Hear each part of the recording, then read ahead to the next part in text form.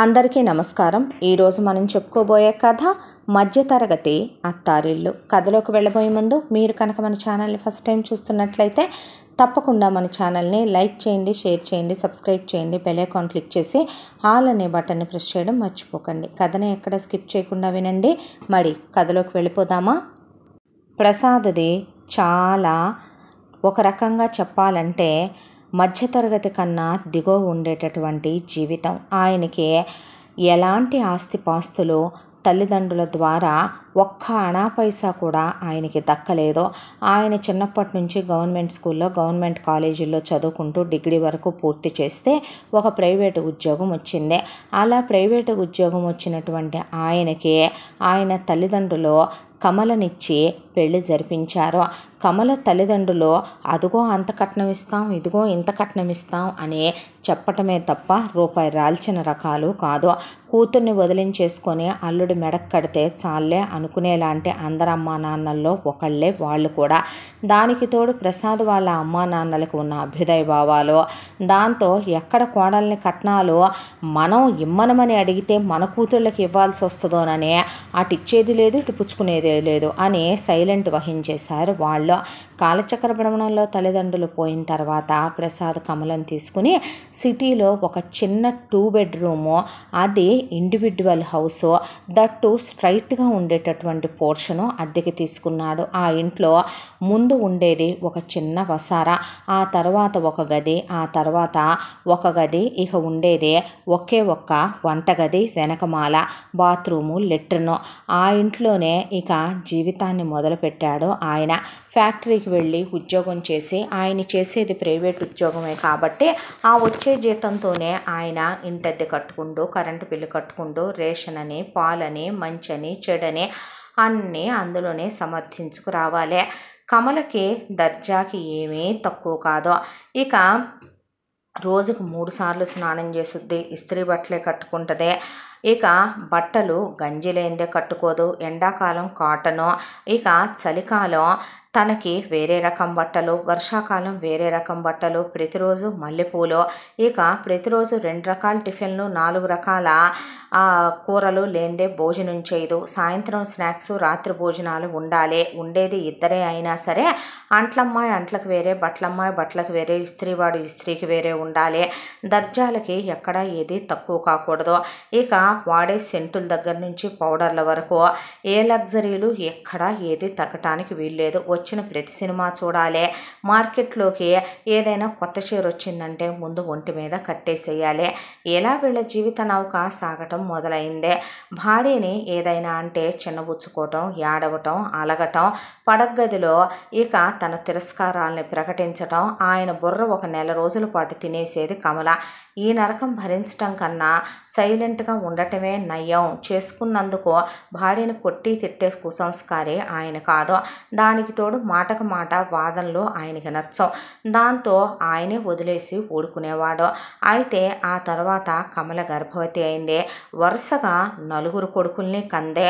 అయితే మొదట కొడుకు పుట్టినప్పుడే ఆయన ఇక చాలే కమల అంటే, మా నాన్న ఉన్నాడుగా, మా నాన్న మీకేమీ ఇవ్వలేదని మీరు చాలాసార్లు చెప్పారుగా, మనవాళ్ళు పుట్టగానే మనవాళ్ళ పేరు మీద లక్షల రూపాయల ఆస్తి పెడతానన్నాడు మా నాన్న అని ఆయన నోరు మూయించేసి, మొదటి కాన్పులో కొడుకు మనోహర్ని, 2వ కాన్పులో కొడుకు కవీంద్రని, 3వ కాన్పులో కొడుకు మహేంద్రని, 4వ కాన్పులో కొడుకు చక్రవర్తిని కనేసింది.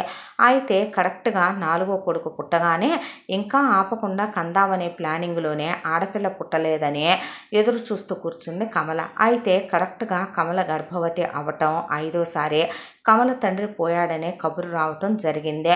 వెళ్తే ఉన్న ఆస్తి మొత్తం కమల తండ్రి తన కొడుకుల పేరు మీద పెట్టి పోయాడని, కూతుళ్ళకి అణా పైసా కూడా కమల తండ్రి పెట్టలేదని, కమల తల్లి బాధ్యతలు కూడా కమల అన్నలు కూడా చూసే పని లేకుండా ఆవిడకి ఇక ఆయన ఒక ఏర్పాటు చేసిపోయాడని, ఒక ఓల్డేజ్ హోమ్లో ఉండి ఆవిడ ఉన్నన్నాళ్ళు 1 ఎకరా పొలం మీద వచ్చే కవులతో బ్రతుకుతూ, ఆ పోయిన తర్వాత అది కూడా కొడుకులకి చెందేలా రాశాడని తెలుసుకొని ప్రసాద్తో పాటు మిగతా ఆయన తోడళ్ళు కూడా కూర్చుండిపోయారు. అయితే కరెక్ట్గా అదే సమయానికి కమల వాంతులు చేసుకొని నేను గర్భవతినయ్యానండి అని చెప్తే ప్రసాద్కి కోపం వచ్చి ఆయనకి కట్టలు తెంచుకోబోయింది. ఏం మాట్లాడాలో అర్థం కాక నోరు మూసుకొని కూర్చున్నాడు అక్కడ. మామగారి దశన కర్మలు అయిపోయిన తర్వాత తిరిగి వచ్చారు. తిరిగి వచ్చిన తర్వాత కమల నోరు బాగోలేదని అదని ఇదని ఉన్నది ఉన్నట్టు లేకుండా ఎంతెంత పచ్చళ్ళు కారాలు తనకు నచ్చినట్టు వేసుకొని తినటం మొదలుపెట్టింది. ఆయన ఆరోగ్యం పాడవుతూ వద్దు అని చెప్పినా నాకు తెలుసులే, నలుగురిని కన్నా నాకు తెలుసా మీకు తెలుసా అనేసేపాటికి ఒకరోజు కడుపులో పోట్లు వచ్చాయని హాస్పిటల్కి తీసుకెళ్తే అప్పటికే అబార్షన్ అయ్యి 2 రోజులమ్మ తల్లి.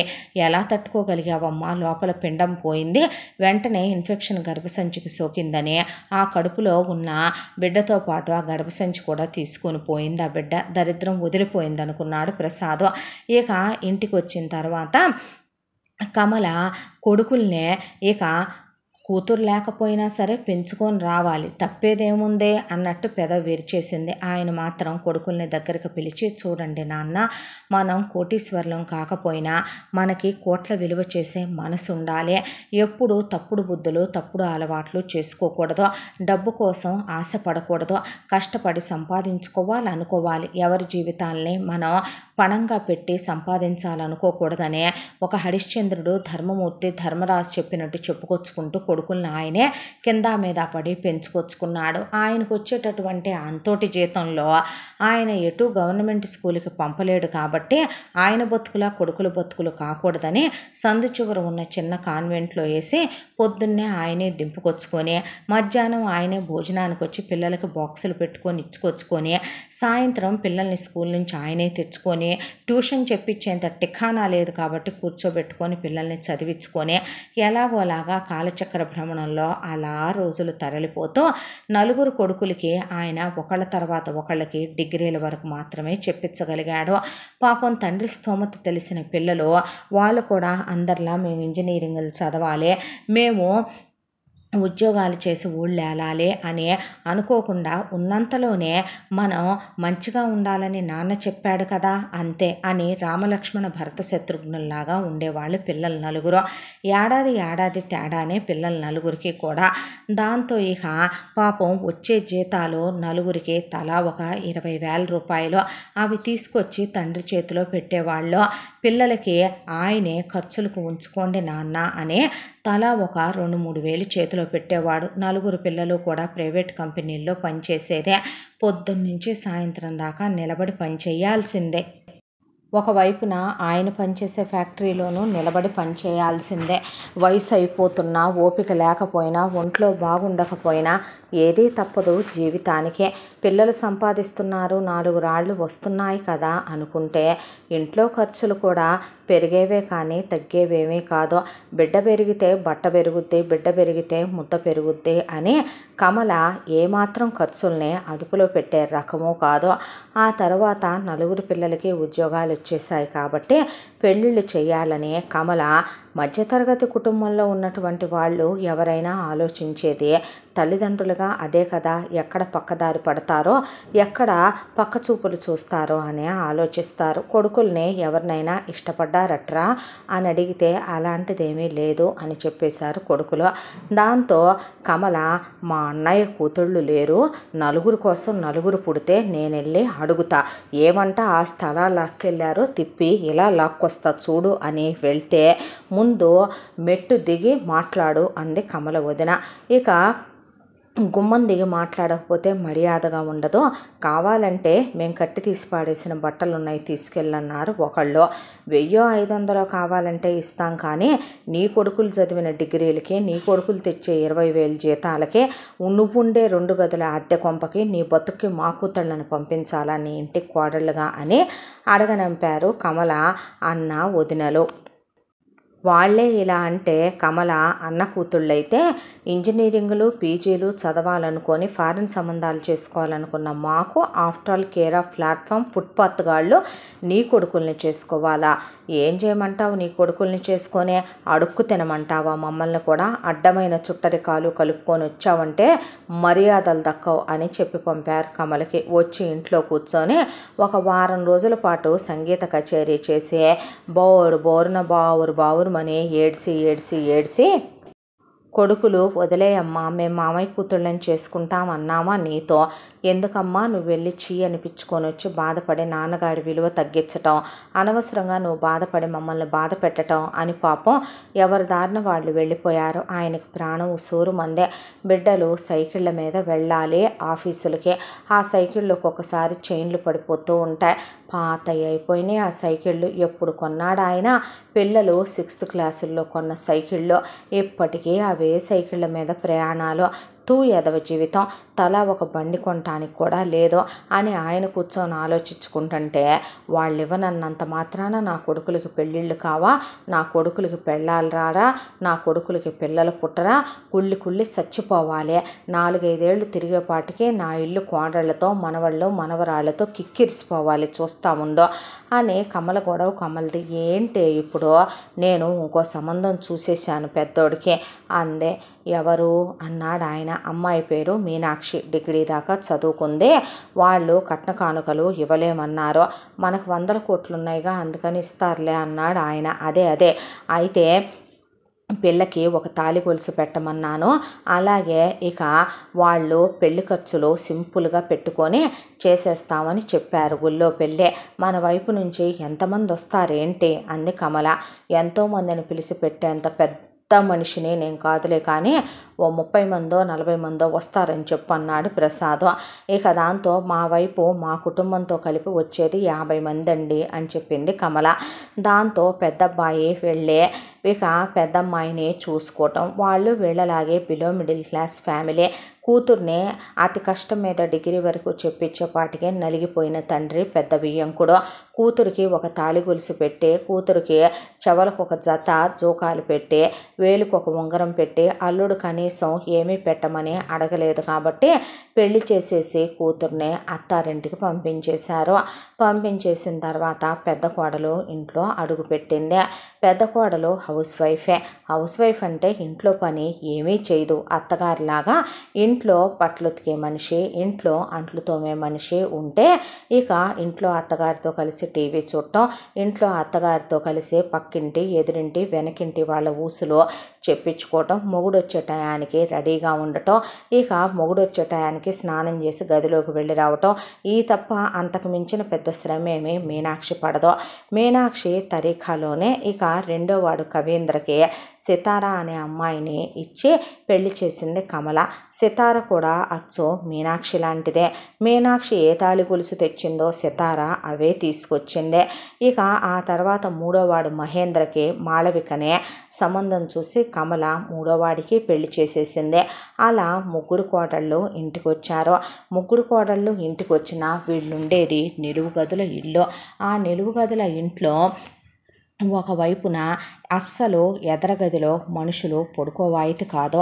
ఎదరగదిలో ఒకవైపున ఎప్పటిదో పాతకాలం నాటిది ఒక సోఫా, అలాగే టీవీ, మధ్యలో సెంటర్ టేబుల్.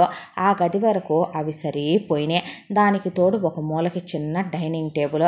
వెనకాల గదిలోనే ఒక డబల్ కాటు మంచం వేసి ఉంటుంది. ఆ డబల్ కాటు మంచం వేసున్న గదిలోనే ఇక ఒక రోజున మనోహరు మీనాక్షి వెళ్తారు ఆ గదిలోకి. ఒక రోజున కవీంద్ర సితారా వెళ్తారు ఆ గదిలోకి. ఒక రోజున మహేంద్ర మాళవిక వెళ్తారు ఆ గదిలోకి. ఒక రోజున కమలా ప్రసాద్ వెళ్తారు ఆ గదిలోకి. చక్రవర్తి చిన్నవాడే కాబట్టి హాల్లో సోఫాలో అడ్జస్ట్ అయిపోయి పడుకుంటాడు. వసారాలో పడుకోవటానికి కుదరదు. ఎందుకనంటే వాళ్ళుండేది 3 ఫ్లోర్ల ఇల్లు. పైన అంతా కూడా ఫ్యామిలీలు, అలాగే పైన బ్యాచిలర్స్ ఉంటారు. వాళ్ళు బయట ఇచ్చింది గ్రిల్స్, దాంట్లో మంచం కూడా పట్టదు. ఇక పైకి ఎక్కేవాళ్ళు దిగేవాళ్ళు, అదీ కాక ఇల్లు రోడ్డు తల కావటం వల్ల రోడ్డు మీద వచ్చిపోయే వాళ్ళకి కనపడుతూ ఉంటుంది. వర్షం వస్తే జల్లంతా లోపలికి పడుద్ది. ఎండలోనూ ఉండలేరు, వానలోనూ ఉండలేరు, చల్లోనూ ఉండలేరు ఆ వసారాలో. దాంతో ఇక మొత్తం ఆ లోపల ఇరుక్కోవాల్సిందే. ఇలా రోజులు గడిచిపోతూ ఉండగా ముందుగా కమల ఏంటి ఇంకా పిల్లల్ని కంటలేదు అందే కొడుకుల్ని కోడళ్ళని. ఆపుకుందామని అనుకుంటున్నామమ్మా, కొంచెం జీవితంలో ఎదిగేంత వరకు ఆగుదాం అనుకుంటున్నాం అన్నారు ముగ్గురు కొడుకులు. ఇంకా నయ్యం, మీరేమీ వాడట్లేదు అనుకుంటున్నాం మేము, అయితే మీరు వాడుతున్నారా మాకు తెలియకుండా అని ఒక్కసారిగా కోడళ్ళు వాళ్ళతో పాటు కమల కలిసి కూర్చొని పుట్టింటి వాళ్ళని పిలిచి కోడళ్ళు మీటింగ్ పెట్టారు. కంటారా సస్తారా పిల్లల్ని అని కూర్చునేపాటికే తలెత్తుకెళ్ళి ఎక్కడ పెట్టుకోవాలో అర్థం కాలేదు ప్రసాద్కి కొడుకులకి. దాంతో ఆపేయండిరా వాడయ్యి అన్నాడు ఆయన. అది కాదు నాన్న, వచ్చే జీతం ఆపేయండిరా, పర్లేదు ఆపేసేయండి అన్నాడు ఆయన. అన్న తర్వాత ఇక వరుసగా కోడళ్ళు అలా కొడుకులు బర్త్ కంట్రోల్స్ యూజ్ చేయటం ఆపంగానే ఒక్కొక్క కోడలికి 2 చొప్పున 2 సంవత్సరాలు తిరిగేపాటికి 6 పిల్లలు. ఆ ఒక గదిలోకే వెళ్ళి వాళ్ళు కలవటానికైనా ఇష్టపడుతున్నారు, అలాగే పిల్లల్ని అదే ఇంట్లో కీబే అనుకుంటూ పెంచుకోవటానికైనా ఇష్టపడుతున్నారు. ఇక అదే పనమ్మాయి, అదే కమల వంట చేయటం, ఇక అలాగే ఈ ఇంట్లో అలాగే అంట్లు తోమే పని మనిషి. కోడళ్ళు కూడా రోజుకు 3 సార్లు స్నానం చేస్తారు, గ్యాస్ పొయ్యిల మీద నీళ్లు పెట్టుకుంటారు. మనోహర్ పేరు మీద 2 గ్యాస్ బండలు, కవీంద్ర పేరు మీద 2, మహేంద్ర పేరు మీద 2, చక్రవర్తి పేరు మీద 2, ప్రసాద్ పేరు మీద 2 బండలు తీసుకున్నా అసలు అగ్నిహోత్రం వెలిగినట్టు ఆ గ్యాస్ పొయ్యి వెలుగుతూనే ఉంటుంది. అలాగా ఇక 4 పొయ్యిల మీద కూడా అలా రోజుకు 3 సార్లు స్నానాలు, గంజి పెట్టిన బట్టలు, పిల్లలకి స్నానాలు, పిల్లలకి డైపర్లు, పిల్లలకి హాస్పిటళ్ళు, పిల్లలకి చెకప్పులు, పిల్లలకి బొట్ల మందులు, పిల్లలకి ఒంట్లో బాగాలేదంటే హాస్పిటల్లో పరిగెత్తటాలు. ఆయనకి తల పగిలిపోతూ ప్రతి నెల బడ్జెట్ వేద్దామని కూర్చుంటే అంతా పోను మిగిలేదే. ఒక్కొక్కళ్ళకి కొడుకులకి ఇంతని అకౌంట్లో అన్నా వేద్దాంలే అనుకుంటే పాపం ఒక్కోడి జీతం 25,000 కూడా కాలేదు ఇంతవరకు. 600, 700 ఇంక్రిమెంటులతో మనోహర్ జీతం అయింది 23, కవీంద్రది 22, మహేంద్రది 21, చక్రవర్తిదైతే అసలు పెరిగి సచ్చింది కూడా లేదు ఇప్పటి వరకు. వాళ్ళు వేస్తే వేసినట్టు, లేకపోతే లేనట్టు. ప్రైవేట్ కంపెనీల్లో నెలొచ్చేపాటికి లెక్క చూస్తే మిగిలి సేవింగ్స్ అకౌంట్లోకి వెళ్ళేది మనోహర్ ఇచ్చిన డబ్బుల్లో ఒక 400, కవీంద్ర దాంట్లో ఒక 400-500, మహేంద్ర దాంట్లో అంతే, చక్రవర్తి దాంట్లో అంతే. చక్రవర్తికి భార్య రాకపోయినా పాపం వాడు ఇంటి కిందకే వాడుతూ కనీసం అడగను కూడా అడగడు. నేనెందుకు ఇవ్వాలి, నేనెందుకు వాడాలని కొడుకుల మంచితనాన్నే గుండెల నిండా నింపుకోవాలా. 1,00,000 రూపాయలు పైన వస్తున్నాయి ఇంట్లో డబ్బులు, ఎటుపోయి హారతి కర్పూరం అయిపోతున్నాయో. ఒక పెద్దిళ్ళు అద్దెకి తీసుకోవటానికి లేదు, అంత స్థలం కొని కొంప కట్టుకోవటానికి లేదు. నేను పోతే వీళ్ళేమవుతారో, నా బిడ్డల దారేమవుద్ది దేవుడా అని అనుకుంటూ ఉండగా కమల ఉరువులేని పిడుగులాగా చక్రవర్తికి సంబంధం చూశానని ఫోటో తీసుకొచ్చింది. పిల్ల చూడ్డానికి 3 కోడళ్ళలాగా బాగుంది. ఇక పెద్ద కోడలు డిగ్రీ చదవటం, 2, 3 కోడళ్ళు అయితే ఇంటర్లతోనే ఆపేశారు. ఈ అమ్మాయి డిగ్రీ వరకు చదువుకుంది అని చెప్పింది. ఇక 3వ పిల్ల కూడా పుట్టింటి దగ్గర నుంచి పెళ్లి చేసుకొని అత్తారింట్లో అడుగు పెడుతూ కాస్త వాళ్ళమ్మ తెలివైందే కాబట్టి ఆవిడ మిషన్ కుట్టిన డబ్బులు, వాళ్ళ నాన్న ప్రైవేట్ ఉద్యోగం చేసిన వాళ్ళిద్దరు పిల్లల్నే కంటం వల్ల ఆవిడ రూపాయి పోగు చేసే కాస్త వాళ్ళు ఒక చిన్న స్థలం కొనుక్కొని 2 పోర్షన్లు ఇల్లు కట్టించుకొని 1 పోర్షన్ అద్దెకిచ్చే పిల్లలకి కాస్త అక్షరం ముక్కలు చెప్పించుకున్నారు. హారికకి ఒక తమ్ముడు ఉన్నాడు, ఆ పిల్లాడిని కూడా ఆవిడ 5 ఏళ్ళు గ్యాప్తో కందే. పిల్లాడు ఇంకా చదువులోనే ఉన్నాడు. ఆ పిల్లాడికి ఆ ఇల్లు ఎటు పెడతారు కాబట్టి హారిక పేరు మీద ఒక 3 లక్షల డబ్బులు అలా ఉంటాయని, ఇక కట్నంగా కానీ కానుక కానీ ఉంటాయని పిల్లకి ఎప్పటి నుంచో పోస్ట్ ఆఫీసులో వేసేయి ఇక పిల్ల చేతిలో పెట్టింది ఆవిడ. అది కాక చిన్నప్పటి నుంచి పిల్లకి రూపాయి దాచి చేయించిన ఒక 4 జతల చెవు పోగులు, ఒక 4 ఉంగరాలు, దానికి తోడు హారికకి ఒక చిన్న హారం, నెక్లెస్, 2 గాజులు పెట్టుకుంది హారిక వాళ్ళమ్మ. ఇక అవి లాకర్ ఓపెన్ చేసి జాగ్రత్తగా లాకర్లో పెట్టుకోమ్మా అని కూతురుకి అప్పచెప్పి పంపుకుంది ఆవిడ. కూతురికి ఏదైతే కొందో కోడలకు కూడా అవే సమానంగా కొని లాకర్లో దాచిపెట్టింది హారిక వాళ్ళమ్మని హారిక చెప్పగా విన్నారు వీళ్ళు. ఇక కోడలుగా పిల్ల ఇంట్లో అడుగుపెట్టిన తర్వాత మిగతా ముగ్గురు కోడళ్ళు ఖాళీగా ఉంటారు కానీ హారిక ఖాళీగా ఉండదు. ఇక భార్యాభర్తలు వాళ్ళు కూడా అంతే, అందరిలాగే ఒకరోజు గదిలోకి వెళ్ళి రావాలి. ఏంటి వీళ్ళు అని ఏమీ అనలేదు కాబట్టి, మధ్యతరగతి సంసారాలు ఎలా ఉంటాయో తెలుసు కాబట్టి సర్దుకుపోయిన పిల్ల పొద్దున్నే లేస్తుంది. లేచి దేవుడి దగ్గర దీపం వెలిగించి, పిల్ల అన్నాళ్ళుగా కూడా యోగా టీచరు, యోగా ట్రైనర్ కూడా ఇప్పుడు. దాంతో యోగా నేర్చుకోవటం వల్ల ఒక 10 ఖాతాలు ఉంటాయి. ఒక్కొక్క ఖాతా వాళ్ళు పిల్లకి ఒక 2,000 రూపాయలు ఇస్తారు నేర్పినందుకు. పొద్దున్నే లేచి 5 గంటలకల్లా స్నానం చేసుకుని ఇక దేవుడి దగ్గర దీపం పెట్టుకుని పాలు వస్తే పాలు కాచి తను కాసిన కాఫీ కలుపుకొని పిల్ల స్కూటీ వేసుకొని అలా యోగా నేర్పడానికి వెళ్ళుద్ది. 10 అయ్యేసరికి పిల్ల ఇంటికి వచ్చేస్తుంది. ఇంటికి వచ్చిన తర్వాత అత్తగారికి పనిలో ఏదైనా సాయం కావాలంటే అందుకొని ఆ తర్వాత పుట్టింటి దగ్గర నుంచి తను కొనుక్కొని తెచ్చుకున్న మిషను అక్కడి నుంచే వాళ్ళమ్మ మిషన్ నేర్పించింది కాబట్టి పిల్లకి ఖాతాలో కొన్ని ఇటు మరల్చింది హారికకే. దాంతోపాటు ఇక్కడ ఇళ్ళ చుట్టుపక్కల వాళ్ళు కూడా కమలకి ఫ్రెండ్స్ కాబట్టి హారికకి బట్టలు ఇవ్వటం, డ్రెస్సులు కుట్టించుకోవటం మొదలుపెట్టారు. నెలొచ్చేపాటికి హారిక మిషన్ మీద సంపాదించేదే ఒక 40,000, అది కాక యోగాల మీద సంపాదించేది ఒక 20,000. ఇక ఒక నెల రోజులు ఇలా వీళ్ళని చూసింది హారిక.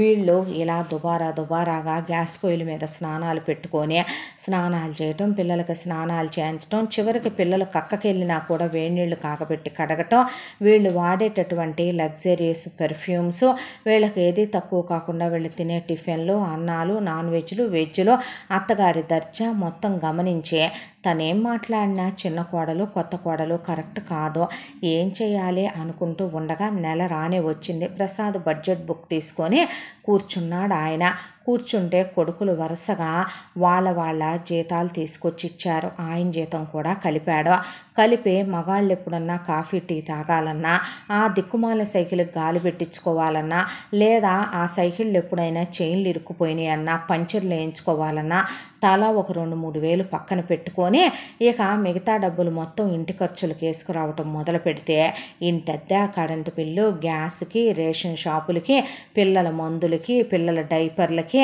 దానికి తోడు ఇక కోడళ్ళు తీసుకున్న చీరలకి కిస్తీలు, పెళ్ళానికి కిస్తీలు, ఇస్త్రీ బట్టలకి, నాన్ వెజ్ షాపులో, కూరగాయల షాపులో ఇవన్నీ కట్టుకొని వచ్చేపాటికి ఆయన దగ్గర అనా పైసా మిగల్లేదు.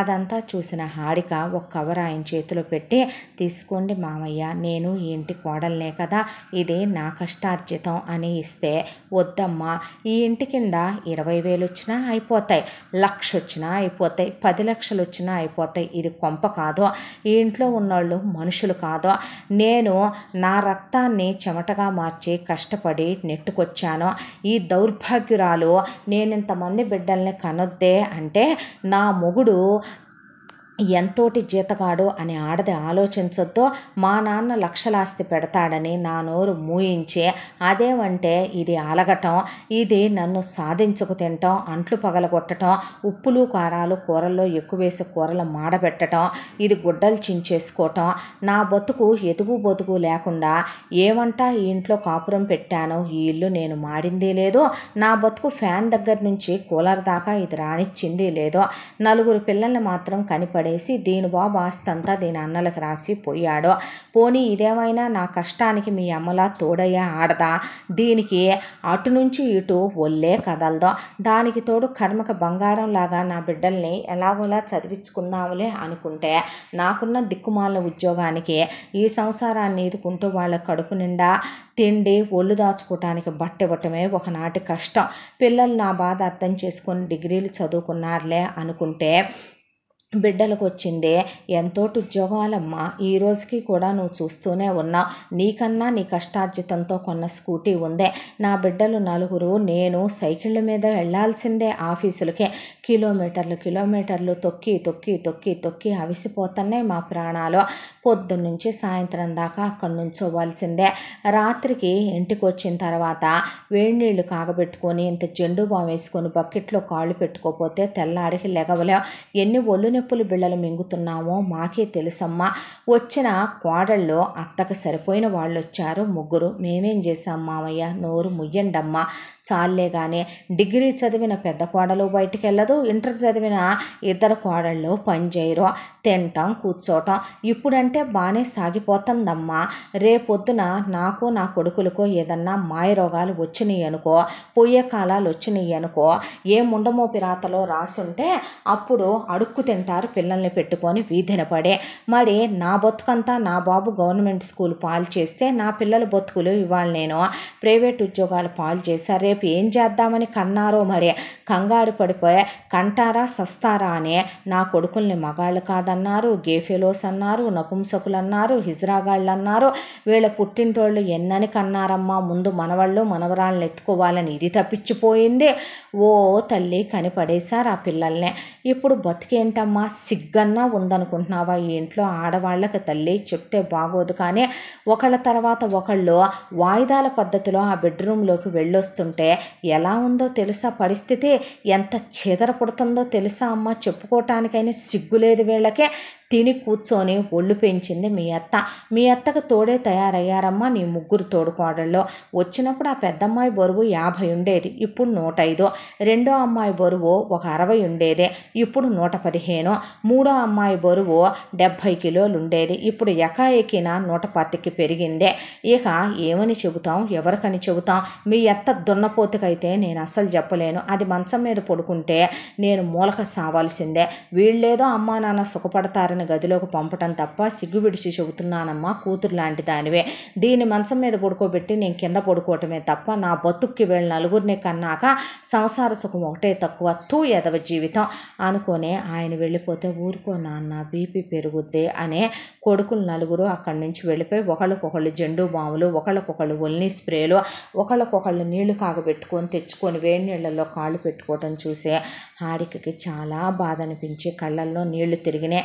మొగుడు కూడా కష్టపడుతుంటే కూర్చొని మొగుడు కాళ్ళకి బామ్ రాసి కాసేపు కాళ్ళు ఉత్తబోతే చచ్చా ఆడదాని చేత కాళ్ళు పట్టించుకునేంత కుసంస్కారం మా నాన్నగారు నేర్పలే ముందు నువ్వు అని కాళ్ళు పట్టుకొని ఇవ్వలేదో. వీళ్ళ మంచి మనసుకి వీళ్ళని ఏమనాలి? పెళ్ళాలని వీళ్ళందరిలా కొట్టరు తిట్టరు, వీళ్ళకి సిగరెట్ అలవాట్లేదు, బీడీ అలవాట్లేదు, పరాయి ఆడదాని వైపు కన్నెత్తి చూడరు. కానీ పాపం ఈ నరకం ఎప్పటి నుంచి ఎప్పటి వరకు? దీనికి ఆదెక్కడా అంతమెక్కడా? అసలు అత్తగా బాధ్యత లేదంటే తోడుకోడళ్ళు అత్తను చూసి ఇలా తయారయ్యారు, ఈ కొంప పైకొస్తుందా ఇలాగే అయితే అని హారిక బాధపడి వాళ్ళమ్మ హారికను రమ్మనమని కబురు పెడితే వెళ్ళి ఆవిడ కాస్త పచ్చళ్ళు పిండి వంటలు చేతికిస్తే అవి తీసుకొని గోడెళ్ళబోసుకుందే. చెప్పమ్మా మీ తోడు కోడళ్ళకి, మీ మామగారికి కూడా చెప్పు, పంచుకుంటేనే భారం 4 చేతుల మీదుగా తగ్గుద్దే. ఇలాగే ఉంటే గనక జీవితాలు అట్టడుక్కి చేరుకుంటాయి. రూపాయి డబ్బులు దాచుకొని నాన్న నేను రేపు తమ్ముడి మీద ఆధారపడకూడదని రిటైర్మెంట్ ప్లాన్ చేసుకుంటున్నాం. 2 పోర్షన్లు ఎందుకు ఎంచుకున్నానమ్మా నేను? తమ్ముడు పెళ్ళవగానే మేము వేరు కాపురమే పెట్టిస్తాం. రేపు మా బతుకు మేము బతకాలి, వాడి మీద ఆధారపడకూడదు అనుకుంటున్నాం. మీ మామయ్య అన్నది కూడా నిజమే కదా, పెద్ద వయసు అయిపోతుంది, ఒంట్లో ఓపికలు కూలిపోతున్నాయి. ఆయన పాపం నీ దగ్గర డబ్బులు తీసుకోలేదంటే ఎంత సంస్కారవంతుడో నీకు అర్థం కాలా. మామయ్య అన్నమాట చాలా బాధ అనిపించిందమ్మా అంది హారిక. ఏమన్నారమ్మా అంటే మాలో ఎవరికన్నా ఏదన్నా మాయరోగం వచ్చి పోతే ఖర్చులుకుంటాయి ఉంచమ్మా, అనాథ ప్రేతాల్లా అనాథ శవాల్లా మిగలకుండా అన్నాడమ్మా మామయ్య. ఆయన మనసంత విసిగిపోయింది తల్లే, చెప్పి చూడు వింటారేమో అనేసింది హారిక వాళ్ళమ్మ. సరేనని హారిక ఇంటికి తిరిగి వచ్చింది. మామగారు బావగారులు తోడుకోడళ్ళు అత్తగారు భర్త కూర్చొనుండగా ఎంతవరకని మీరు మాత్రమే కష్టపడతారు మావయ్య, మేము కూడా ఏదో ఒకటి చేసి చేతనైనంత సాయం చేస్తాం మీకు అంటే ఏం సాయం మనం చేసేది? చచ్చా మగాడన్నాక ఉద్యోగం పురుష లక్షణం, మగాడు సంపాదించాలి, మగాడు తిరక్క చెడ్డాడు ఆడది తిరిగి చెడింది అంటారమ్మాయి. అలా మనం చేయకూడదమ్మా. మనలాంటి కుల స్త్రీలు మనలాంటి పతివ్రతలు ఎంతసేపు నీడ పొట్టున ఉండి విశ్రాంతి తీసుకుంటూ ఇంటి బాధ్యతలు పిల్లలు అవి చూసుకోవాలి తప్ప ఇలాంటివన్నీ తలకెత్తుకోకూడదమ్మా. అప్పుడు మగాడికి ఎక్కడా లేని కొమ్ములు వస్తాయి. అయినా మనం కష్టపడి సంపాదించడానికి మనకేం చేతవు చెప్పు? కాయ కష్టం చేయటం మగాడి వంతు, ఇంటిని కాపు కాసుకొని చూసుకోవటం ఆడదాని బాధ్యత అని చెప్తుంటే అప్పటి వరకు అన్ని సంవత్సరాల్లో ఎప్పుడూ ఏమీ అనెరగడ ప్రసాద్ కమల్నే లాగి చెంప మీద కొడితే వెళ్ళి 3 కోడళ్ళ మీద పడింది. బుద్ధి తక్కువదాన కొద్దిగైనా నీకు ఇంకిత జ్ఞానం అనేది ఉందంటే పశువా అనకూడదు, కానీ కన్నావు నలుగురు పిల్లల్నే, బిడ్డలు నరకం అనుభవిస్తున్నారనే బాధ తెలియట్లేదే, ఆ లోపల గర్భసంచి అనే దానికి పనికి మాలిందానా నీ అన్న వాళ్ళు తూ అన్నారు కదా, తుడిసేసుకొని వచ్చావు. ఆ అవమాన భారం ఈ రోజుకి నా గుండెల్లో రగులుతూనే ఉందే. ఏమ్మాయ్ మీకు కూడా ఇంకిత జ్ఞానాలు అనేవి లేవా? చదువుకొని సచ్చారుగా, ఏదో ఒకటి చేసుకొని చావచ్చుగా. మీ మొగుళ్ళకి ఒకవైపున నుంచొని ఎముకలు అరిగిపోతున్నాయి. రేపొద్దున నా అంత వయసు వచ్చిన దాకా కూడా నా కొడుకులు పిచ్చి తండ్రులు పని చేస్తారో చేయరో తెలీదు. ఇంతవరకు మొగుళ్ళకు ఓ బండి లేదే, నా పుట్టింటి వాళ్ళకి పెట్టే స్తోమత ఎటు లేదే. మేము కూడా వాళ్ళతో పాటు ఓపిక ఉన్నప్పుడు, వయసు ఉన్నప్పుడు కష్టపడితే 4 రాళ్ళు వెనకేసుకోవచ్చే. ఈ ముదరష్టపు కొంపలో పడి ఏడుస్తున్నాం. ఓ పెద్ద అద్దిల్లన్నా తీసుకోవచ్చు, 2 గదులు సొంత పొట్టైనా వేసుకోవచ్చు, పోతే పెడతా కొంపలేదే అని ఆలోచిస్తున్నారా? మాయరోగం వస్తే కనీసం ఖర్చు పెట్టడానికి 4 రూపాయలు ఉన్నాయా ఎవరికైనా? ఇవేవి పట్టవు. చదువుకుని మూర్ఖుల్లా తయారయ్యారేంటమ్మా మీరు కూడా అని అడిగేపాటికి కొడుకులు కోడళ్ళని అదోలా చూస్తే మామ అత్తనిచ్చినట్టు ఎక్కడ తమను కూడా ఇస్తారేమోనని, ఏం చేద్దామో చెప్పు, నువ్వు చెప్తే వింటాము అన్నారు. అనేసరికి మీలాంటి పశువులు ఎప్పటి నుంచి వింటున్నాయే అన్నారు కొడుకులు. అదేంటి అలా మాట్లాడతారో? ఎన్నిసార్లు చెప్పుంటాను మీనా నేను నీకు? సితారా నీకెన్నిసార్లు చెప్పానే? మాళవిక నీకెన్నిసార్లు చెప్పాను నేను? అసలు చెవికెక్కిందా? అత్తయ్య చేయనప్పుడు నేనెందుకు చెయ్యాలని? మీనా నువ్వు అక్కే చేయనప్పుడు మేమెందుకు చేయాలని నీ తోడుకోడళ్ళు వదిన ఇంటిని ఇక్కడ దాకా తీసుకురావటానికి కారణం మా అమ్మే అయితే ముందు మా అమ్మ దగ్గర నుంచే బాగు చేసుకుంటూ రండే. చెయ్యాలి, చెయ్యకపోతే ఈ అవ్వదు మా వల్ల కూడా. పిల్లలు పెరిగి పెద్దవాళ్ళు అవుతుంటే భయం వేస్తుంది. రోజుకి ఎన్ని ఒళ్ళు నొప్పులు ట్యాబ్లెట్లు మింగుతున్నామో తెలుసా? మేము మనుషులమా పశువులమంటే? ఎలా కనపడుతున్నాం మీకు అసలు? మా బతుకులు మేము ఎలా తయారయ్యామో తెలుసా? ఇంతవరకు 60 కేజీలు బరువు మించామంటే మేము మీ సైజులేంటి మా సైజులేంటి? అసలు మిమ్మల్ని మంచాల మీద పడుకోబెట్టి మేము కింద పడుకుంటున్నాం మా దరిద్రానికి. చెప్పుకుంటే సిగ్గుచేటు ఎదవ బతుకులు. నువ్వు చెప్పమ్మా హారిక, చేస్తారు. చెయ్యకపోతే కనుక మేమేం చెయ్యాలో అది చేస్తాం, పద నాన్న అని కొడుకులు లేచి తండ్రిని తీసుకొని బయటికి వెళ్ళిపోయారు. అత్తయ్య అంటూ వచ్చి హారిక పక్కన కూర్చుంటే, చెప్పు అని కోడళ్ళ ముందు కొడుకుల ముందు ప్రసాద్ పెళ్ళైన ఇన్నేళ్ళ కొట్టాడనే రోషం ఒక పక్క, పౌరుషం ఒక పక్క పొంగుకొచ్చి నేను సంపాదించగలను, నాకే అంత చేతకాదు అనుకుంటున్నాడేమో. చెప్పవే చెప్పు, నువ్వేం చెప్తే అదే చేస్తా చెప్పు అంటే, మీరు పెద్దగా చదువుకోలేదు కదా అత్తయ్య, బయటికి వెళ్ళి ఏం చేయగలుగుతారు? మీరు కొంచెం మనిషి కూడా భారీ పర్సనాలిటీ కదా, గారాబంగా పెంచుకున్నారే మమ్మ మా నాన్న నన్ను తెలుసా అంటే, ఇంటి ముందే ఏదైనా చిన్న షాపులో పెట్టుకోండి అత్తయ్య అంటే, ఛీ అలాగా జనంలాగా నేను కొట్టు పెట్టనా అంటే, ఎందుకు నామూషిగా ఫీల్ అవ్వాలి అత్తయ్య? మనం చేసేది ఏమైనా చేయకూడని పనా చెప్పండి? మీకు తెలిసిన అమ్మలక్కలు ఎంతమంది లేరు ఇక్కడ చాలామంది ఏ చిన్న వస్తువు కావాలన్నా కూడా నేను చూస్తున్నాను కిలోమీటర్ పైన వెళ్ళి తెచ్చుకోవాలి. అలాంటిది చిన్న చిన్న వస్తువులన్నీ మనమే ఒక చిన్న చిల్లర కొట్లా పెట్టుకుంటే కనుక మీకు సాయంత్రం అయ్యేపాటికి 1 రూపాయి మిగులుద్ది కదా అత్తయ్య. దానికి తోడు కమ్మగా ఉంటాయి మీ చేతి వంటలు, తినే కొద్దీ తినాలనిపిస్తుంది, ఇక చాలు అనాలనిపించదు. ఇక్కడ ఉన్నవాళ్ళు ఎవరు కూడా పెద్ద పెద్ద ఫ్యామిలీస్ కాదు. బయట హోటల్కి వెళ్ళి ఒక 70 రూపాయలు పెట్టి 2 ఇడ్లీ, ఒక 100 రూపాయలు పెట్టి దోశ కొనుక్కునే ఫ్యామిలీస్ కాదు. కాబట్టి 10 రూపాయలకి 2 ఇడ్లీలు, 10 రూపాయలకు 1 అట్టు చొప్పున ఇడ్లీ అట్టు టిఫిన్ పెడితే మీరు చేసే చట్నీయే తినాలనిపిస్తుంది, అంత కమ్మగా ఉంటుంది. మీరు చేసే పొడి అది ఉంటే చాలు, నెయ్యి కూడా అక్కర్లేదనిపించేంత కమ్మగా చేస్తారు. మనమేం అక్రమంగా చేయట్లేదుగా అత్తయ్య, కాని పని చెయ్యట్లేదుగా. మీకు సాయం కావాలంటే నేను అందిస్తా. పనమ్మాయి ఉంది, బట్టలమ్మాయి ఉంది, ఇస్త్రీ బట్టలమ్మాయి వస్తుంది, మీ మాట కాదంటారా అత్తయ్య? ఎంత పెద్ద గ్రైండర్ ఉంది మన ఇంట్లో, ఏ సామానికి తక్కువ అంటారు మన ఇంట్లో చెప్పండి? పెట్టుకుంటే పోయేదేముంది అత్తయ్య అంటే, ఏదో ఒకటి చేసి తగలడండి అంది కమల. ఆ తర్వాత తన ఆలోచన ప్రసాద్కి చెప్పింది హారిక. చక్రవర్తి, ఇదంతా అయ్యే పనేనా? ఇప్పుడు వీళ్లతో మాటలు పట్టానిక, లేకపోతే ఏం చేయటానికి ఇవన్నీ తలకెత్తుకుంటున్నావంటే అదేమిట్రా, మేమేదో పరాయి వాళ్ళమైనట్టు అలా చెప్తున్నావు నీ పెళ్ళానికి అన్నారు వదినలో. అంతేలేరా, నువ్వు కూడా మీ నాన్నను చూసి తయారయ్యావంది కమల. అదేంట్రా నువ్వు కూడా అలా మాట్లాడుతావు? వింటారు, వినాలి, ఎందుకు వినరో? ఎవరైతే ఏమైందిరా, ఇప్పుడు రాముడికి ఆయనకి వంతెన కట్టడం చేతకాక తీసుకున్నాడా ఏంటి కోతుల సాయం? అలాగే ఈ కోతుల సాయం తీసుకొని ఆ అమ్మాయి ఇల్లు బాగు చేయాలని రాసుందేమోలే కానీ అన్నారు అన్నలు తండ్రి. ఇలా చేస్తే ఎలా ఉంటుంది మామయ్య అత్తయ్యతో అంటే, బాగానే ఉంటుందమ్మా, కానీ పెట్టుబడి అని బ్యాంకు పుస్తకాలు తీసుకొస్తే మీరు ఆగండి, నా దగ్గర ఉన్నాయిలే అని హారిక తన దగ్గర అప్పటి వరకు ఒక 6 నెలలుగా పెళ్ళైన తర్వాత పుట్టింటి వాళ్ళు తీసుకున్న డబ్బులు ఉన్నాయి. దాంతో ముందు అత్తగారి కోసమని ఒక 4 పొయ్యిల స్టవ్, అత్తగారి కోసం ఒక పెద్ద ఇడ్లీ పాత్ర, చట్నీ కోసమని ఇక ఆవిడకి కొన్ని గిన్నెలు, అలాగే పిండి పట్టుకోవటానికి కొన్ని గిన్నెలు, అవసరమైన ఒక తక్కెడ, రాళ్ళు అవి పెట్టి పాల ప్యాకెట్లు, పెరుగు ప్యాకెట్లు, దానికి తోడు వాళ్ళతో డీలర్స్తో మాట్లాడి వాళ్లే వచ్చి వేసెళ్ళేలాగా ఇక అత్తగారితో కాస్త కూరగాయలని కాసిన పప్పులు ఉప్పులు తీసుకొచ్చి వాటిని వీళ్ళే సీలింగ్ మిషన్ తెచ్చి ప్యాకింగ్ వేసేసి 1/2 కేజీ, 1/2 కేజీ, కేజీ ప్యాకెట్ల చొప్పున ఎదర వసారాలో ఇల్లుగల్లావిడతో మాట్లాడితే, పెట్టుకోండి అమ్మా, నేనేం పాపిష్టిదాన్ని కాదు, నా కొడుకులు కూతుళ్ళు అందరూ అమెరికాలో ఉన్నారు, 10 తరాలు తిన్నా తరగనంతుంది, ఎవరు బాగుపడతామంటే వద్దంటామమ్మా, మీకు పడి ఏడిసే వాళ్ళం కాదులే, మేమందరం హౌస్ ఓనర్లాగా అనేసరికి ఇది సాల్లే దేవుడా అని చెప్పి ముందు హారిక కమలతో కొట్టు పెట్టించిందే. కమల ఫస్ట్లో నామూషిగా ఫీల్ అయి ఒళ్ళంతా నొప్పులుగా ఉంటుంది ఏంటో అంది. 1 రోజు 2 రోజులు చేశాక మరి ఏ రోజన్నా చెమట చిందించిన శరీరం అంటే అదే. తిని తిని తిని తెగ పెంచావు కదా బాడీని, అంత తొందరగా వంగమంటే ఆ శరీరం ఎలా వంగుద్ది? వంగదే, మరి వంగదు.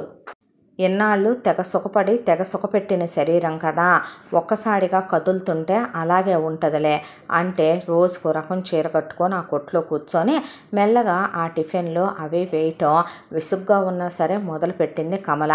కమల హస్తవాసో, కమల చేతి రుచో కానీ నిజంగానే ఇళ్ళ చుట్టుపక్కల అమ్మలక్కలు తెలుసు కాబట్టి దానికి తోడు వాళ్ళొచ్చి ముచ్చట్లు చెప్పి అది వదిన ఇదక్క అని రేటు కూడా తక్కువగా ఉండటం వల్ల శుభ్రంగా టిఫిన్లో నెలవారీ ఖాతాలు పెట్టుకునే బ్యాచులర్ పిల్లలు ఇలా మెల్లమెల్లగా కమల బిజినెస్ బాగానే ఎక్కింది. పెట్టిన 1 నెల రోజుల్లోనే. దానికి తోడు ఎక్కడో పప్పు ఉప్పులు తీసుకునే బదులు చిన్న సంసారాల వాళ్ళు నెలకో 1000-2000 సరుకులు ఎత్తుకెళ్లే వాళ్ళు కమల దగ్గర ఖాతా పెట్టుకున్నారు. భగవంతుడా, బాగానే ఉంది నాయన అనుకుంది హారిక. అయితే హారిక ఒకటే మాట చెప్పింది, 6 నెలల వరకు అత్తయ్య అసలు ఎంత వచ్చాయన్నదే, వచ్చినట్టు ఈ డిబ్బీకి ఆల్రెడీ తాళం ఉంది, ఇందులో వేసేయండి, 6 నెలల తర్వాత లెక్క చూస్తారు మామయ్య కూర్చునే, మీరు పెట్టుబడి డబ్బులు తీసేసి లాభం వరకు ఇందులో వేయండి ఒక డబ్బా అప్పచెప్పేసింది కమలకి. ఆ తర్వాత ఇక కోడళ్ళ విషయం. మీనాక్షిని డిగ్రీ వరకు చదువుకుంది కాబట్టి ఏం చేయించాలి? హారికకి ఒక స్నేహితురాలు ఉంది. ఆ అమ్మాయి వాళ్ళ అమ్మా నాన్నను కూడా తనతో అమెరికా తీసుకెళ్ళిపోయింది. చాలా పెద్ద ఇల్లు వాళ్ళది ఇక్కడ. అయితే ఆ ఇంటి వసారాయే చాలా పెద్దదే. వాళ్ళ ఇల్లు అద్దెకు కూడా ఇవ్వలేదు. దాంతో హారిక తన స్నేహితురాలికి ఫోన్ చేసి, కాస్త మీ ఇంటి హాలును ఎదర కాస్త మేము వాడుకుంటాము, నువ్వు ఏమనుకోనంటే అంటే చచ్చా ఏమనుకుంటాం, కరెంటు బిల్లు కట్టండి చాలే అంది వాళ్ళమ్మ. థ్యాంక్స్ ఆంటీ అని చెప్పి అక్కడ ఒక ఫ్లెక్స్ వేయించుకొచ్చి ట్యూషన్ చెప్పబడును అని 1st class to 10th class అని రాయించుకొచ్చే ఆ ఫ్లెక్స్ని ఫ్రెండ్ ఇంటి ముందు పెట్టింది. ఆ తర్వాత వాళ్ళు ఇచ్చినటువంటి హాల్లోనే తక్కువ రేటుకి దొరికేటటువంటి ప్లాస్టిక్ చైర్స్, అలాగే ప్లాస్టిక్ టేబుల్స్ తీసుకొచ్చింది సైజుల వైజ్గా. ఒక వైపు అంతా ప్రైమరీ సెక్షను, ఒక వైపు అంతా హైయర్ సెక్షను ఉండేలాగా వాటిని జాగ్రత్తగా వేసింది. ఆ తర్వాత ఇక ఇంట్లో వాళ్ళందరినీ తీసుకెళ్ళి మీనాక్షి ట్యూషన్ పాయింట్ అని మీనాక్షిని ఇక నుంచి ఇది నీదక్క అని చెప్పి అక్కడ ఒక టేబుల్ చైరు చూపించి, కూర్చోక్క, ఈ రోజు నుంచే మొదలు పెడుతూ కానీ నువ్వు కూడా 6 months వరకు వచ్చే ఇన్కమ్ అంతా ఇదిగో ఈ డిబ్బీలో వేసేసే అని ఒక డబ్బాకి తాళం వేసి డబ్బా అప్పచెప్పింది మీనాక్షికి. ప్రతి ఒక్క రూపాయి లెక్కలు రాయమందే, పేరెంట్స్ ఫోన్ నెంబర్సు, పిల్లల ఫోన్ నెంబర్సు దగ్గర పెట్టుకోమందే. ఎటు నేను ఖాళీగా ఉన్నప్పుడు వచ్చి వెళుతూ ఉంటాను. బావగారు ఈవినింగ్ ఆఫీస్ నుంచి వచ్చాక కాసేపు నీకు తోడుగా వస్తారు అని చెప్పింది. సరేనని మీనాక్షి స్టార్ట్ చేసింది.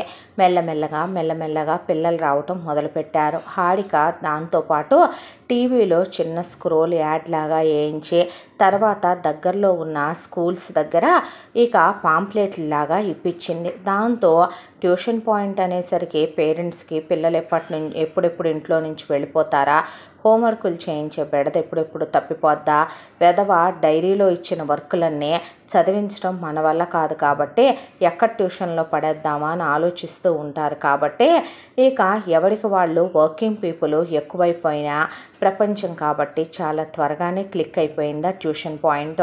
ఫీజులు కూడా ఒకేలా ఉండాలి అందరికీ అని చెప్పి అడ్వాన్స్ ఇంత తీసుకోవాలి, ఫీజు ఇంత తీసుకోవాలని మొత్తం కూడా హారిక ప్రిపేర్ చేసి వచ్చిన వాళ్ళందరితో వాక్కుండా ఒక గోడ మీద స్టిక్ చేసి దీని ప్రకారం ఫాలో అయిపోమని మీనాక్షికి చెప్పొచ్చింది. ఇక ఇప్పుడు సితార గురించి ఆలోచించాలి. సితారకి మీనాక్షిలాగా డిగ్రీ వరకు చదువు కూడా లేదు.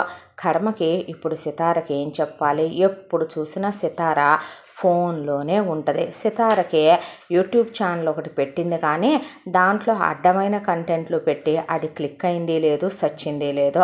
ఇక దాంతో ఒక ఆలోచన వచ్చింది హారికకి. ఇంట్లో అన్లిమిటెడ్ వైఫై ఉంది.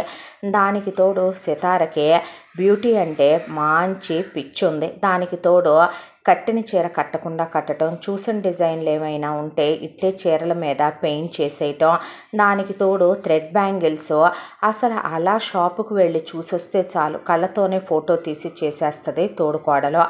దాంతో ఆ స్కిల్ని ఎందుకు బిజినెస్గా మార్చకూడదో అనిపించి హారిక సితారని వెంట పెట్టుకొని తీసుకెళ్ళి థ్రెడ్ బ్యాంగిల్స్కి కావలసినటువంటి మెటీరియల్, శారీస్ మీద పెయింట్ చేయించడానికి కావలసిన మెటీరియల్, కొన్ని ప్లెయిన్ శారీస్ తీసుకొచ్చి స్టార్ట్ చేయమని చెప్పింది.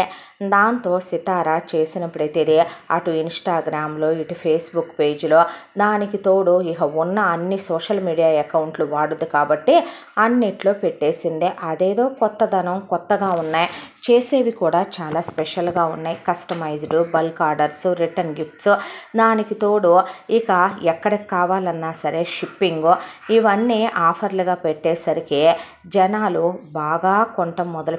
సితార దగ్గర ఖాళీ ఉండట్లేదు సితారకే. ఇక వచ్చిన తర్వాత కవీంద్రని ఆఫీసు నుంచి దారాలు చుట్టు పెట్టమనో లేదంటే కనుక ఇదిగో కాస్త ఇది హెల్ప్ చేసి పెట్టవా, అది హెల్ప్ చేసి పెట్టవా అని మొగుడిని కూడా తన వర్క్లో కలిపేసుకుందే రెండో తోడుకోళ్ళు. ఇక ఇప్పుడు మాళవిక గురించి, మాళవిక విషయానికి వస్తే మాళవికకి అటు క్రాఫ్ట్ వర్కులు రావు, ఇటు ట్యూషన్లు చెప్పటము రాదు. అత్తగారిలాగా ఒకవేళ ఏదైనా షాప్ పెట్టించినా సేలు అవ్వదు. ఏం చెయ్యాలి? మాళవికకు వచ్చింది వంట పని ఒక్కటే.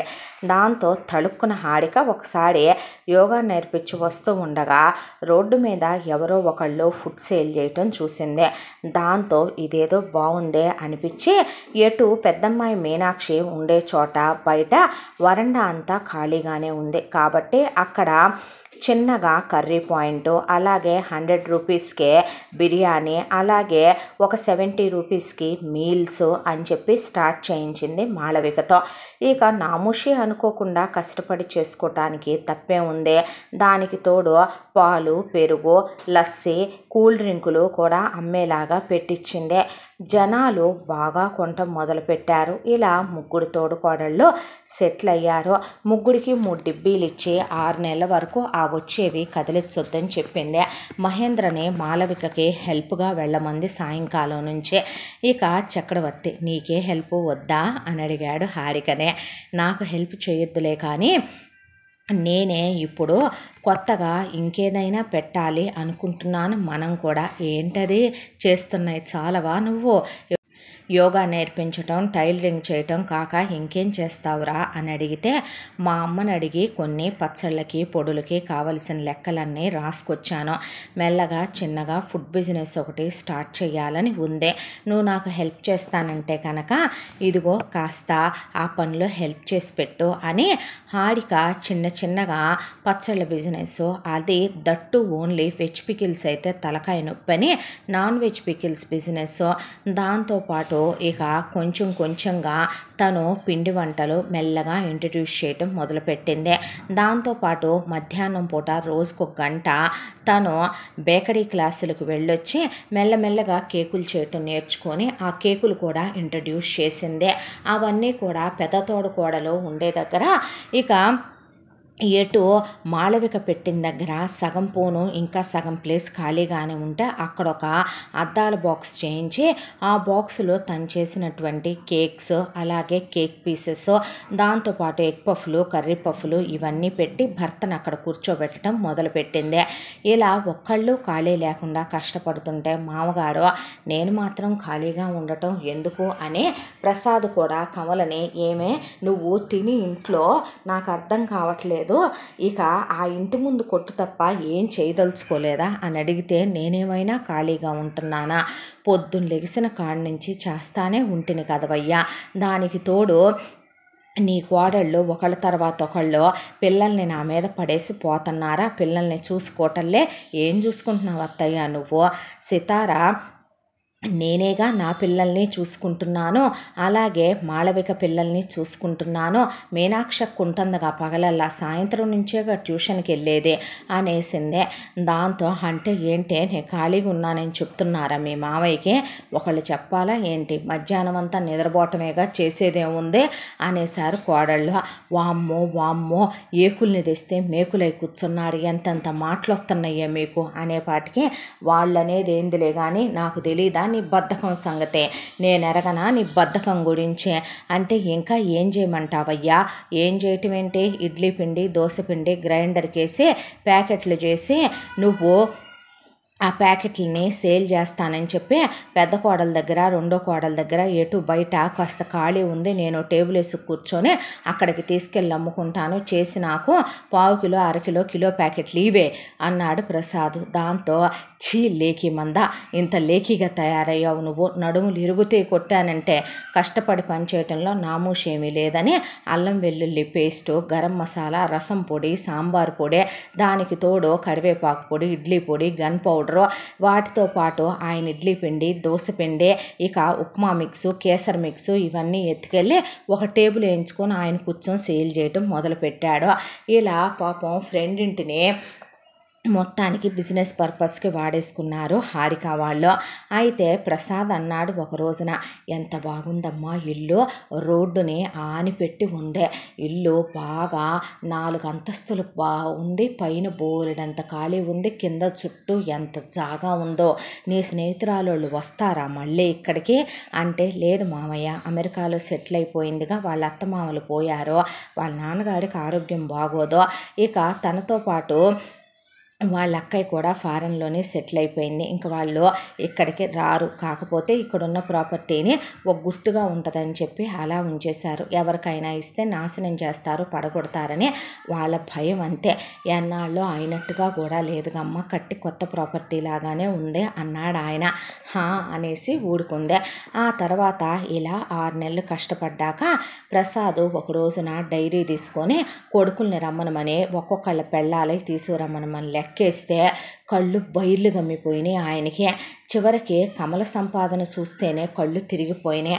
అంతంతా సంపాదించారు ఒక్కొక్కళ్ళు. ఇన్ని సంవత్సరాలుగా దున్న పోతుల్లాగా వీళ్ళను కూర్చోబెట్టి ఎంత తప్పు చేశావు నానా అనేసారు కొడుకులు కూడా.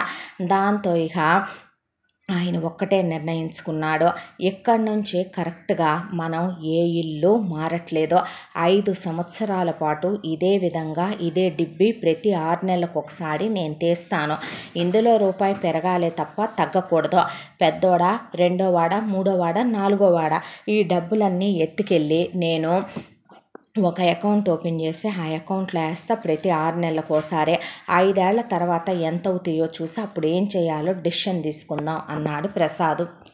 సరే నాన్న అనేశారు కొడుకులు. నాది కూడా తీసుకోవాలి మామయ్య మీరని. తను మిషన్ సంపాదించిన డబ్బులు, తను యోగా క్లాసులు చెప్పిన డబ్బులు, తన బేకరీ డబ్బులు, తన పచ్చళ్ళ డబ్బులు కూడా వేయటం మొదలుపెట్టింది హారిక. ఇలా ప్రతి 6 నెలలకి ఒకసారి డిపాజిట్ చేసిన డబ్బులన్నీ 5 ఏళ్ళు తిరిగేపాటికే జీవితంలో మనం అసలు ఇంత డబ్బు చూస్తామా అన్నంత డబ్బులు వచ్చినాయి ఆ అకౌంట్లోకి. దాంతో ఆయన ఎవరికీ ఏమీ చెప్పదలుచుకోలే. నవ్విన నాపు చేనే పండుద్దంటారు పెద్దలు. అందుకేనేమో ఎంతమంది హేళన చేశారో అంతమంది ముందు తలెత్తుకునే రోజు ఒకటి రాకపోద్దా అని భగవంతుడు ఈరోజు రప్పించాడేమోనని నలుగురు కొడుకుల్ని ముందు వెంట తీసుకెళ్ళాడు. చాలా పెద్ద స్థలం, ఇక ఒకటి రోడ్డు పక్కనే ఉన్నటువంటి బిట్టు తీసుకున్నాడు. తీసేసుకొని అందులో ఎకాఎకిన 4 అంతస్తుల ఇల్లు కట్టమనమని, అలాగే ఒక 5 ఫ్లోర్లు సూపర్ మార్కెట్ కట్టించేశాడు. నా బిడ్డలు అలసిపోయి వాళ్ళ జీవితం అంతా నా బిడ్డలు ఇన్నేళ్లుగా నేను ఇన్నేళ్లుగా అలసిపోయింది చాలు అని చెప్పి ఆయన 3 అంతస్తుల్లో 4 అంతస్తుల్లో 4 కొడుకుల్ని గృహప్రవేశాలు చేయించేసి ముందు కొడుకుల్ని ఇళ్లల్లోకి పంపించి ఎవరి కాపురాలు వాళ్ళతో పెట్టించి ఆయన భార్య పైన పెంట్ హౌస్లో శుభ్రంగా వాళ్ళ కాపురం వాళ్ళు పెట్టుకున్నారు. ఎవరిళ్ళు వాళ్ళై, ఎవరి వాకిళ్ళు వాళ్ళై, ఎవరి తాళాలు వాళ్ళై, ఎవరి సెక్యూరిటీలు, ఎవరి ప్రైవసీలు, ఎవరి లగ్జరీలు వాళ్ళై ప్రశాంతంగా ఉన్నాయి జీవితాలు. ఆ తర్వాత లిఫ్ట్ ఉండటం వల్ల ఇబ్బంది కూడా లేకుండా ఇక ఫస్ట్ ఫ్లోరు మనోహర్తో మొదలు పెడితే సెకండ్ కవీంద్రకి, థర్డ్ మహేంద్రకి, ఫోర్త్ చక్రవర్తికి, 5th ఫ్లోర్లో అమ్మ నాన్న ఉండటానికి ప్రశాంతంగా ఉంది వాళ్ళకే. ఇంటి చుట్టూ ఉన్న దాంట్లో కొంత జాగాని పక్కకి తీసేసి దాంట్లో ఆయన ఆల్రెడీ పళ్ళ మొక్కలు, పూల మొక్కలు, కూరగాయ మొక్కలు ఇవన్నీ నాటిచ్చేసుకొచ్చాడు ఒకవైపు నుంచే. దాంతోపాటు ఇక అక్కడ ఇంకా ఖాళీ జాగా ఉండటం వల్ల ముందు ఆయన అనుకున్న 5 ఫ్లోర్ల సూపర్ మార్కెట్లోకి ముందు దాన్ని ఓపెన్ చేయించేసి కొడుకుల్ని ఉద్యోగాలు మానిపించేసి ఇప్పుడు మీరు ఎవరి కింద పనిచేయక్కర్లా, మీ కిందే 100 మంది పనిచేస్తారు, నేను కూడా అక్కడికే వస్తాను, ఇహ నుంచి మంచున్న చెడున్న మన తిప్పలు మనమే పడదామని చెప్పి చెంపపిన్ను దగ్గర నుంచి అన్నీ దొరికేలాగా ఆ సూపర్ మార్కెట్ పెట్టారు. ఆ సూపర్ మార్కెట్ కోసం ఎటు జనాలు వస్తారు కాబట్టి హారిక బొట్టికి పెట్టేసుకొని అక్కడే ఒక పక్క జాగాలో మామగారు షాపుల్లాగా కట్టించాడు. దాంట్లో ఒక కోడలు శుభ్రంగా సితార తన థ్రెడ్ బ్యాంగిల్స్, అలాగే వాటికి వీటికి సంబంధించినటువంటి తను చేసేటటువంటి శారీ పిన్స్ వాటన్నిటికి సంబంధించిన షాపు ఒక అమ్మాయి పెట్టేసుకుంది. మాళవిక తన కర్రీ పాయింట్, దాంతోపాటు తను పాలు, పెరుగు, కూల్ డ్రింక్స్ ఎప్పుడూ తన షాప్ తను ఎలా అమ్ముద్దో తను అలా పెట్టుకుంది. హారిక ఒకవైపున బొట్టిక్లాగా, ఒకవైపున తనకి సంబంధించిన బేకరీ ఐటమ్స్ అన్నీ ఒకవైపున పెట్టేసుకుందే. ఇక మీనాక్షి మామగారు కట్టించిన దగ్గరే ఒక హాల్ లాగా పక్కన మామగారు ఎప్పుడన్నా ఫంక్షన్లు, ఫ్యామిలీ ఫంక్షన్లు చేసుకోవటానికి ఉంటుందని కట్టిస్తే అందులో శుభ్రంగా ఏసీ పెట్టించేసి ట్యూషన్ పాయింట్ పెట్టేసుకుందే. కమల ఇహనైనా నేను రెస్ట్ తీసుకోవచ్చు అమ్మయ్య అనుకుంటే నడ్డిరుగుద్ది, ఎక్కడా నువ్వు తీసుకునేది రెస్ట్ అని ఆయన కమల చేతి కింద ఒక 2 మనుషులను పెట్టి కమల చేత హోటల్ ఓపెన్ చేయించాడు. ఓన్లీ బ్రేక్ఫాస్ట్లు ఉండేలాగా. ఇదివరకు ఇడ్లీ అట్టు ఉండే దగ్గర నుంచే కాస్త దాన్ని పెంచి పొద్దున పూట ఒక 5-6 రకాల టిఫిన్లు, సాయంత్రం స్నాక్స్, రాత్రిపూట ఈజీగా ఉండేలాగా ఇక పరోటాలు, పుల్కాలు అలాంటివి పెట్టించాడు. దానికి తోడు ఇంటి చుట్టూ వస్తున్నాయి కాబట్టి కూరగాయలు అవి ఇంట్లోకి వాడుకొని సరిపోతున్నాయి. కూరగాయలు కొనే పని లేకుండా ప్రశాంతంగా ఉంది. పిల్లల్ని మంచి గ్రేడ్ స్కూళ్ళల్లో జాయిన్ చేశారు. ఏసీ కాన్వెంట్లకి పిల్లలు చక్కగా స్కూల్ బస్సులో ఒకళ్ళు చేయి ఒకళ్ళు పట్టుకొని చక్కగా వెళ్ళొస్తున్నారు. హారిక కూడా గర్భవతి అయ్యి ఒకళ్ళ తర్వాత ఒకళ్ళు 2 మగపిల్లల్ని కనేసింది. ఆ తర్వాత ప్రసాద్ ముందు 4 కొడుకులకి 4 బైకులు, 4 కొడుకులకి 4 కార్లు కొని 4 కోడళ్ళకి 4 స్కూటీలు కొనిచ్చాడు. ఆయన కూడా ఒక కారు, ఒక స్కూటీ కొనుక్కున్నాడు. ఆ తర్వాత ఇక రోజులు ప్రశాంతంగా గడిచిపోవటం మొదలు పెడితే ఎవరైతే వీళ్ళని అవహేళన చేసి అవమానించారో వాళ్ళందరి ముందు ఒకప్పుడు మెళ్ళో తాళి గొలుసులు తప్ప దేనికి గతి లేవని పేరంటానికి పిలిచి అవమానించిన వాళ్ళందరూ ఆయన జ్ఞాపకం వచ్చారు. దాంతో భార్యతో సహా 4 కోడళ్ళని కూడా బంగారపు షాపు తీసుకెళ్ళి ఒకేలా ఉండేవి, ఏమాత్రం మారకుండా ఉండేవి. నలుగురు కోడళ్ళకి ఇది ఉంది ఇది లేదు అనకుండా బంగారపు జడ దగ్గర నుంచి వడ్డాణం దాకా, కాలుకి పెట్టే బంగారు మెట్టెలు పట్టాల దాకా మీరు మొత్తం తీసుకోండమ్మా. అలాగే మీలో ఎవరెవరికైతే ఆడపిల్లలు ఉన్నారో వాళ్ళందరికీ కూడా మీరు సేమ్ సెట్లు ఇంకోటి తీసుకోండి హారిక. అలాగే కొడుకులు ఉన్న వాళ్ళందరూ రేపొద్దున రాబోయే కోడళ్ళ కోసం ఎన్నెన్ని సెట్లు కావాలో అన్నీ తీసేసుకోండమ్మా అని చెప్పేశాడు ఆయన. మరి నాకు అంది కమల, ఇప్పుడు ముసల్దానివి, నీకు అన్ని నగలు వేసుకున్నా ఇప్పుడు నీ నడుముకు వడ్డాణం చేయించడం అంటే నేను సచ్చూరుకుంటానులే, కానీ ఇప్పుడు నీకు అన్నేం అవసరం లేదు. 2 పేటల గొలుసు, నల్లబూసలు, 1 డజను గాజులు, 1 నెక్లెస్ దీనికి ఇచ్చేయండమ్మా, అంతవరకు చాలు. మరి నాకు ఉంగరాలు 2 ఉంగరాలు అంటే పడేసి 2 జతలు పోగులు పడేయండి అని కొడుకులకి మెళ్ళో చైను, చేతికి కడియం, హ్యాండ్ చైను, అలాగే మగపిల్లలందరికీ కూడా సేమ్ అలాగే తీసుకున్నాడు. మరి నువ్వు నాన్న అంటే ఎప్పుడో పెళ్లిలో పెట్టిన ఉంగరం రా అని ఆ ఉంగరం తీయాలనిపించదయ్యా అనేసి ఆయన మాత్రం ఒక ఉంగరం, ఒక కడియం మాత్రం తీసుకుంటే కొడుకులకి బ్రాండెడ్ వాచ్లు కొన్నాడు, బూట్లు కొన్నాడు, బట్టలు కొన్నాడు, కోడళ్ళకు బట్టలు కొన్నాడు. ఇప్పుడు వాళ్ళ జీవితంలో లేనిదేమీ లేదో సుఖ సంతోషాలతో వాళ్ళ జీవితాలు ఆనందంగా గడిచిపోతున్నాయి. ఇక్కడి నుంచి మళ్ళీ ఒక 5 సంవత్సరాల పాటు నిరవధికంగా అందరం కష్టపడాలి అని చెప్పేశాడు కొడుకులకి కోడళ్ళకి. అక్కడి నుంచి అందరూ ఇంకా ఊపొచ్చి కష్టపడటం మొదలుపెట్టారు. దాంతో ప్రతి రూపాయి పెద్దోడు ఆయన ఉన్నాడని ఆయన చేతికే ఇవ్వటం మొదలు పెడితే అవి పెట్టి ఒక్కొక్కళ్ళకి ప్రాపర్టీలు కొనటం మొదలుపెట్టాడు ఆయన. ముందు అన్ని డబ్బులు 5 సంవత్సరాల్లో ఒక దగ్గరికి చేర్చి అవి పెట్టి 5గురు కొడుకులకి కూడా చక్కగా 5 ల్యాండ్లు, ఒక్కొక్కళ్ళకి 50 ఎకరాల పొలాలు, దానికి తోడు ఒక్కొక్కళ్ళకి ఒక్కొక్క షాపింగ్ కాంప్లెక్స్, ఎవరికి ఏమీ తక్కువ కాకుండా రేపొద్దున ఏ రోజు ఎలా వస్తుందో అన్నట్టు కొడుకుల పేరు మీద ఇంత అమౌంట్ ఫిక్స్డ్లో, కోడళ్ళకి ఇంత అమౌంట్, పుట్టిన పిల్లల చదువులకి ఇంత అమౌంట్లని సెక్యూర్డ్గా వేసేసి వాళ్ళ రిటైర్మెంట్కి కూడా ఇంతని వేసేసుకున్నారు. దాంతో వాళ్ళ జీవితం ప్రశాంతంగా ఆనందంగా 3 పువ్వులు 6 కాయలుగా సాగిపోతుంది. మధ్యతరగతి అత్తారిళ్ళని నలుగురు హేళన చేసిన రోజు నుంచి ఈ రోజున కోడళ్ళంటే ఇలా ఉండాలి. ఏ ఇంట్లో అయితే 4 చేతులు కలిసి కష్టపడతాయో ఆ ఇంట్లో దరిద్రం అనేది రాదో. ఆ ఇంట్లో దరిద్ర దేవత అడుగు పెట్టాలన్నా భయపడుద్ది. ఒకళ్ళు కష్టపడాలి, 10 మంది కూర్చొని తినాలి అనే ఇల్లు ఏ జన్మకి పైకి రాదో. అప్పు తప్పు అనేవి మనిషి జీవితంలో 2 చేయకూడదు. కష్టపడి బ్రతకటాన్ని నామూషిగా ఫీల్ అవ్వకూడదు. రూపాయికి రూపాయి ముడేయటం అంటే మనం పీనాసితనం పోవటం కాదు. అలా అని మన ఇంట్లో ఉన్న వాళ్ళ కడుపులు కొట్టడం కాదు. మనం బాగుండాలి, అలాగే మన చుట్టూ ఉండేవాళ్ళు బాగుండేలా చెయ్యాలి అనేదే ప్రసాద్ ఆయన కుటుంబం ఈ కథలో మనకి తెలియజేసిన నీతే. ఎవరు వీళ్ళని అవమానించారో వాళ్ళందరూ వాకిట్లోకి వచ్చిన వాళ్ళకి కాఫీ టిఫిన్లు ఇచ్చే మర్యాదగా సంస్కరించి పంపించడం తప్ప వాళ్ళు పిలిచిన ఫంక్షన్లకు కూడా వెళ్ళటం మానేశారు వీళ్ళు. వాళ్ళ వరకు ఒక విలువ, గౌరవం, పరువు, ప్రతిష్ట ఉన్న ఈరోజు సొసైటీలో అది సంపాదించుకోవటానికి దాని వెనుక వాళ్ళు పడ్డ కష్టం ఎవరో వెలకట్టలేనిది. మాటల్లో చెప్పుకోవటానికి పట్టేది 10 నిమిషాలే, కానీ దాని వెనుక ఒక మనిషి నిద్రాహారాలు లేని ఎన్నో రాత్రులు గడపాలి, ఎన్నో అవమానాలు మాటలు పడాలి, హేళనలు తీసుకోవాలి. వాటన్నింటినీ మనిషి వెనక్కి నెట్టుకుంటూ పోతేనే ఏదో ఒకరోజు తను అనుకున్న నెంబర్ 1 ప్లేస్కి చేరుకోగలుగుతాడనేదే ఈ కథ ద్వారా మనం తెలుసుకోవాల్సిన నీతి. ప్రతి కుటుంబం ఇలాగే ఉంటే ఎవరి ఇంట్లోనూ కలహాలు గొడవలు అనేవే ఉండవు. రూపాయి విషయంలో రేపొద్దున ఎవరికి ఏ రోగం వస్తే అవసరమవుద్దో ఉంచమ్మా నీ దగ్గర ఉన్న రూపాయి అని మామగారు చెప్తే తన దగ్గర ఉంచిన రూపాయితోనే ఒక తోడుకోడలకు ట్యూషన్ పాయింట్, ఒక తోడుకోడలకు కర్రీ పాయింట్, ఒక తోడుకోడలతో థ్రెడ్ బ్యాంగిల్స్ బిజినెస్ ఇలా పెట్టించుకుంటూ వచ్చి తను బేకరీ బిజినెస్ పెట్టి అత్తగారితో షాప్ పెట్టించి ఆదరవైంది హారిక. ఇలా ఒక్కొక్క ఇంట్లో ఒక్కొక్క మహాతల్లి పుణ్యం కట్టుకుంటూ ఉంటారు. ఇలా ఎవరో ఒకళ్ళని భగవంతుడు బహుశా ఆ కుటుంబంలో ఉన్న వాళ్ళ కన్నీళ్లు చూడలేక, వాళ్ళ అమాయకత్వాన్ని నలుగురు చేసే అవహేళనలు చూడలేక, నవ్వే నాపుచేనే పండుద్దని రోసేసినవే రాసికొస్తాయని ఎవరిని కూడా మనం don't under estimate the power of common people అనే ఇంకొకసారి భగవంతుడు మనకి గుర్తు చేస్తూ ఉంటాడు. ఇంతటితో ఈ కథ సమాప్తం. మళ్ళీ మరొక మంచి కథతో కలుసుకుందాం. తప్పకుండా మన ఛానల్ని లైక్ చేయండి, షేర్ చేయండి, సబ్స్క్రైబ్ చేయండి, బెల్ ఐకాన్ క్లిక్ చేసి ఆల్ అనే బటన్ని ప్రెస్ చేయడం మర్చిపోకండి.